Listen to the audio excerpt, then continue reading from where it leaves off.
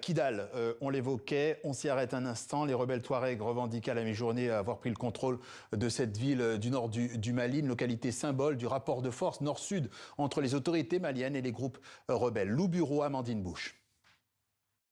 Sur ces images amateurs, un rebelle Touareg pénètre à bord de son véhicule dans les rues de Kidal, désertées. Des coups de feu résonnent, aucune trace des soldats maliens. Ils sont retranchés selon les rebelles dans l'ancien camp de l'ONU avec les soldats russes de l'Africa Corps. Autour de la base militaire justement, les combats font rage. Mais dans le centre-ville, non loin de là, les combattants Touaregs célèbrent déjà.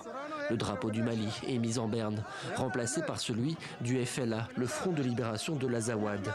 Pour les rebelles Touaregs qui avaient perdu le contrôle de la ville face à l'armée malienne en 2023, c'est un retour en force. Car Kidal, grande ville du Nord, est avant tout un symbole. Depuis des années, ce bastion des rébellions Touaregs concentre toutes les tensions. À la fois éminemment stratégique et insaisissable, l'État malien n'est jamais parvenu à y asseoir pleinement son autorité.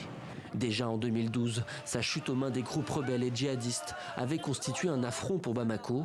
L'armée avait à l'époque préféré parler de retraite. On a donc demandé aux militaires de se retirer.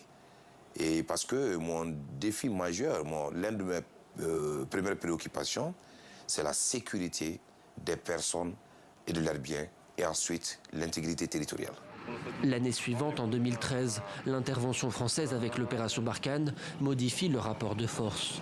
Le nord est progressivement repris et les villes repassent sous contrôle malien. Mais une exception demeure. La ville de Kidal reste entre les mains de la rébellion Touareg, avec l'aval de la France. Une situation vécue comme un nouveau déshonneur pour le gouvernement malien de l'époque. Pendant plusieurs années, l'armée malienne y restera persona non grata.